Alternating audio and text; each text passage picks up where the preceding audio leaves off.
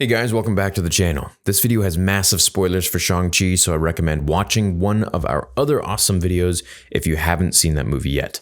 So, Shang-Chi ends with two different after-credit scenes. The first one features Shang-Chi and Wong in the Sanctum Sanctorum in a meeting with Bruce Banner and Captain Marvel. And let me emphasize that this is Mark Ruffalo appearing in human form, not as Smart Hulk, Professor Hulk, which is a pretty big deal and something I've covered in a separate video. Captain Marvel and Banner are here because they're interested in the power of the Ten Rings. They've never seen anything like them, and their energy readings are completely different than any other magical artifacts found on Earth. Not only that, but they're emitting a strange signal into space. It seems like they're calling to something, or someone. At that moment, Captain Marvel receives a message, and her and Bruce both leave. But why did Captain Marvel and Bruce appear together? Hulk is the only superhero who doesn't have his own franchise, so whenever he appears with another character, I'm always suspicious about what he's up to. We know that Marvel loves to use Hulk, and he's already had one superhero movie with Thor. Moving forward in the MCU, it makes a ton of sense to continue using Hulk in that role, the strong, funny comic relief in a supporting role. And featuring a second main Avenger in a team-up film has actually been the way Marvel has decided to use most of their characters since Phase 3 started.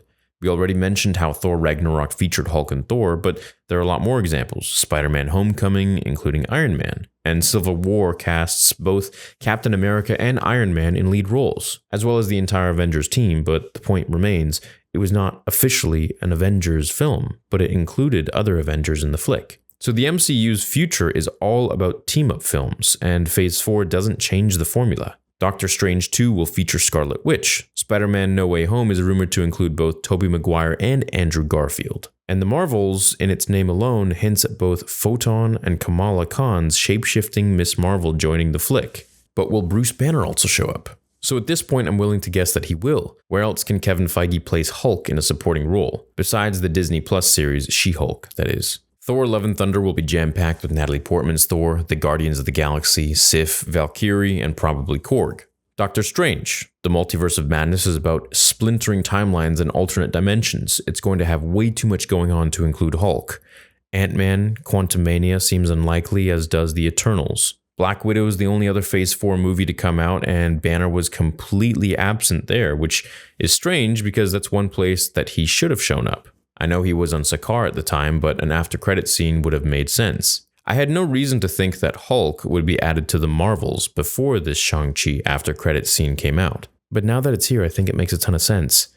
To borrow a phrase from Peter Parker's best friend Ned, Captain Marvel doesn't really have a guy in the chair. She doesn't have someone at home running calculations, figuring out the best way to attack a problem. Maybe Hulk can do that for her. By the time the Marvels releases, it will have been 3 years since Endgame came out, and 5 years since we actually saw a normal Hulk. Besides that opening scene in Infinity War, when Thanos embarrassed Hulk by beating him in a few seconds, Hulk hasn't been on the silver screen in nearly half a decade. Think about that. The gap between the first Incredible Hulk movie in 2008 and Thor Ragnarok was only 11 years, so for about 1/3 of the MCU's Hulk existence, he's been either too afraid to come out and fight, or lame Professor Hulk.